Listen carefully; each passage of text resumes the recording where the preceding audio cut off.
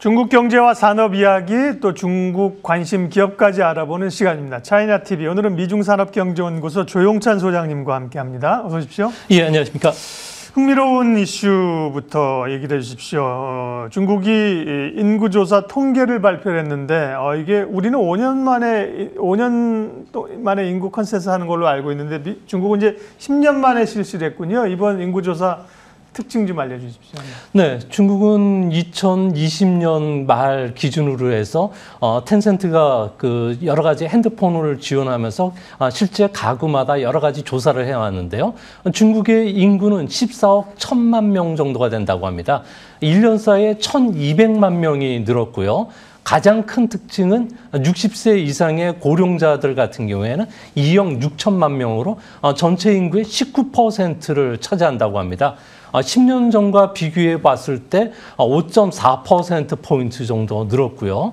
반면에 신생아 수 같은 경우에는 1,200만 명이 태어나면서 작년보다는 한 18% 감소했습니다. 중국도 이제 본격적으로 저출산 고령화 사회에 진입했다는 것을 볼 수가 있고요. 더군다나 중국이 중진국 함정을 빠져나오기 상당히 힘들다는 여러 가지 신호가 있는데요. 그중에 하나가 생산 가능 인구죠. 15세부터 59세 생산 가능 인구 같은 경우에는 8억 9천만 명으로 전체 인구의 63%를 차지합니다. 10년 전과 비교해서는 7%포인트 떨어졌는데요. 이제 앞으로 노동력 인구 감소뿐만 아니라 부양 인구가 늘게 되고 이로 인해서 소비 수요까지 감소하기 때문에 중국의 성장 잠재력은 현재 6% 전후지만 2025년 정도 되면 4%대까지 떨어질 수 있다는 점에서 중국의 성장률 둔화 속도가 앞으로 빨라질 것으로 보여집니다. 인구 구조의 변화는 굉장히 중요하죠. 이 노동력 말씀하신 생산력을 상징하기도 하고 인구 구조의 변화가 산업에 많은 트렌드를 가져오는데 14억 1,170만 명인데 우리가 대충 알고 있는 것처럼 14억 인구인데 근데 실제 전문가나 시장에서는 중국 인구가 이거보다 적을 것이다. 통계가 좀 부풀려졌다는 이야기를 한다면서요. 왜 그런지 또 근거가 좀 있는 이야기인가요? 네, 근거는 충분히 있는데요. 네. 아무래도 중국 같은 경우에는 전혀 앞뒤가 맞지 않는 통계 자료가 나왔기 때문에 그렇습니다. 네.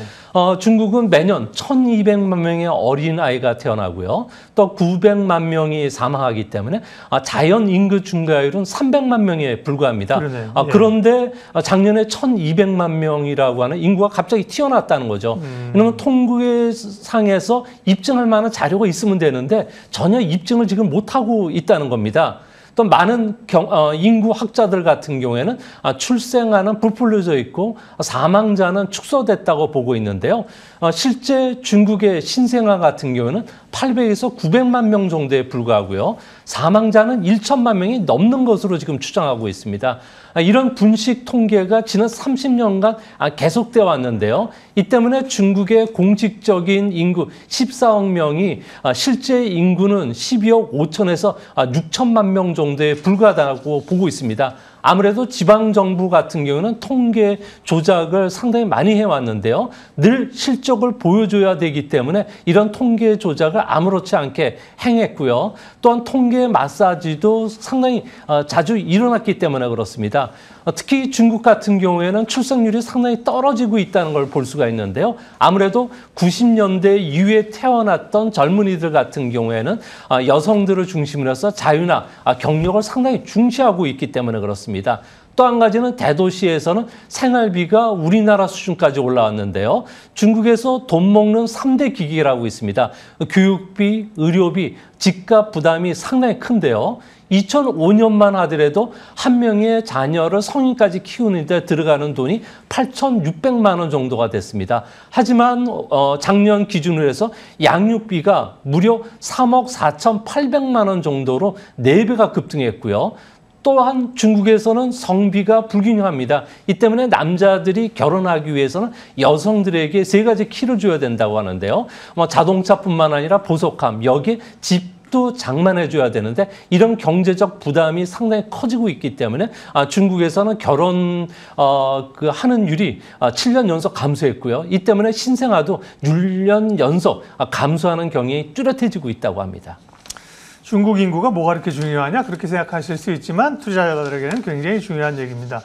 아니 뭐 중앙정부나 지방정부나 무슨 경제 성장률이라든지 뭐 고용이라든지 이런 거는 조금 좋게 나오게 하려는 의도는 파악할 수 있는데 아니 인구를 부풀릴 이유가 있을까요? 아무래도 중국 같은 경우에는 1월 10일 날 이런 인구 통계를 발표하기로 했다가 어저께 발표가 나왔는데요. 아무래도 인구 조사와 관련해서 그동안에 여러 가지 이야기가 나오면서 국가통계국 같은 경우에는 비밀을 엄수하라. 그리고 여론을 감시하고 중앙에 보고하라는 이런 이례적인 지침까지 내릴 정도였습니다. 아무래도 중국 인구가 12억 명으로 감소했다는 것을 보여준다면은 아무래도 세계 인구 1위 국가는 인도가 되고요. 그렇죠. 예. 또 중국의 지금까지 펼쳐왔던 재정 정책뿐만 아니라 사회복지 정책, 여기에 부동산 정책, 그리고 국가 경제 전략 같은 경우에는 허위 위에 세워진 사상 누각이라는 것을 그대로 드러날 수밖에 없기 때문에 그렇습니다. 중국 같은 경우에는 인구 통계 자체가 잘못됐다는 것은 GDP 통계도 그만큼 잘못됐을 경향이 상당히 큰데요. 아무래도 악성 채무를 반영하면은 서구에서는 실질 GDP 성장률은 절반 정도에 불과할 것으로 보고 있습니다. 이제 문제는 이런 통계 조작을 실토했을 경우에는 공산당의 그 집권 논리가 무너지게 되고요. 또 누구도 통계 그 마사지라는 이런 호랑이 목에 방울을 달 지도자뿐만 아니라 계속 그 정권 유지를 위해서는 이런 통계를 숨길 수밖에 없기 때문에 중국 경제와 관련해서는 여러 가지 하마평이 앞으로도 계속 오르내리지 않을까 보여집니다. 세계 인구 1위는 아시는 것처럼 중국이고요. 2위가 인도인데요. 인도가 생각보다 굉장히 많습니다. 13억이거든요. 네, 거기서 이제 파키스탄이 인도에서 갈라졌는데 거기 2억입니다. 네. 파키스탄에서 방글라데시가 또 합치면 인도 인구가 사실 훨씬 많습니다. 역전 현상도 나올 수 있고요. 중국의 인구 조사 얘기했고요. 다음 이슈 살펴보겠습니다. 그 화웨이를 비롯한 중국산 통신 장비에 대해서 미국 정부가 전에 이제 트럼프 대통령이 있을 때 그 대통령령을 내렸는데 바이든 행정부에서 이걸 연장시키기로 결정을 했군요. 네, 아무래도 화웨이 장비와 관련해서는 안보에 심각한 영향을 미치고 있다고 판단을 내렸기 때문에 그런데요. 중국 같은 경우는 세계 패권 전략의 그 가장 기본이 1대1로 하고 우주 강국의 꿈, 그리고 군사 대국이 되는 겁니다. 이거와 관련된 핵심 인프라가 해저 케이블이라든지 통신 위성, 그리고 5G 통신 기지국이 되는데요.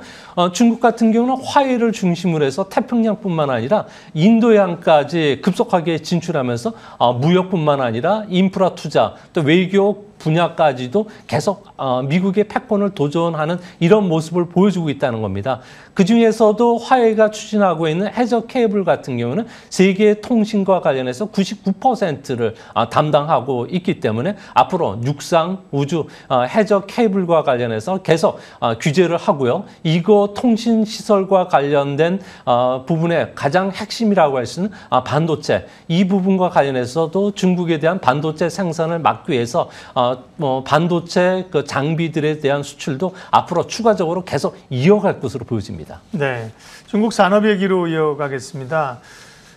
우리도 사실 요즘 철강 관련주들이 굉장히 강한 이유가 중국 영향도 좀 있거든요. 중국의 탄소 제로 이런 영향으로 있는데 중국도 철강 주식들이 계속 강하군요. 철강 값도 계속 오르습니까? 왜 그렇습니까? 네, 중국 같은 경우에는 노동절 연휴 뒤에 그 철강 가격이 계속 급등하고 있는데요. 네. 베이징의 국유 기업인 서우강 같은 경우에는 4일 동안에 무려 25%나 급등을 했습니다. 충칭 철강, 깐수 지우 철강 같은 경우에도 사자 매수세가 유입되면서 어저께까지 무려 4일간 20% 넘게 급등을 하고 있는데요. 아무래도 중국 경제가 V장 경기 회복을 지금 보이고 있고요. 또 올해는 14차 5개년 계획의 첫 해입니다. 이 때문에 기업들 같은 경우는 이례적으로 설비 투자를 늘리고 있고요. 또한 지방정부 같은 경우는 인프라 투자를 확대를 하고 있습니다. 네. 이 때문에 철강과 관련된 가수요들이 일어나면서 재고를 확보하려는 움직임이 상당히 강해지고 있다는 겁니다. 특히 앞으로 중국의 철강과 관련된 가격이 계속 올라갈 것으로 보는 이유 중에 하나가 중국 정부의 철강 산업 정책과도 밀접한 연관이 되고 있는데요. 시 주석 같은 경우에는 앞으로 철강 산업과 관련해서 지역적 안배를 위해서 M&A라든지 기업 구조 조정을 강하게 추진하겠다고 밝혔고요. 또한 기술이라든지 탄소 오염과 관련된 배출을 줄이기 위해서 앞으로 유해물질 배출과 관련된 여러 가지 기술 투자를 확대하겠다고 합니다. 이 때문에 아무래도 수혜를 받는 지역은 중서부 지역에 있는 철강 회사가 되고요. 또 M&A를 주도할 수 있는 국유기업, 그리고 최신 설비를 투자하는 기업들을 중심으로 해서 계속 올라갈 수밖에 없기 때문에 현재 간수의 지우철강이라든지 충칭철강, 베이징의 서호강, 신장의 바이강 같은 경우에는 최대 혜택을 받을 것이라고 합니다. 가수도 있고 정책적인 변화도 있습니다. 그러면 중국의 철강 가격이 앞으로도 전문가들은 위쪽으로 갈 걸로 전망들 하고 있나요? 네, 그렇습니다. 중국에서는 철강 가격이 계속 상승할 수 있는 강력한 호재가 두 개가 있다고 하는데요. 네. 그중에 하나가 호주에 대한 무역 규제가 장기화될 수 있다는 겁니다.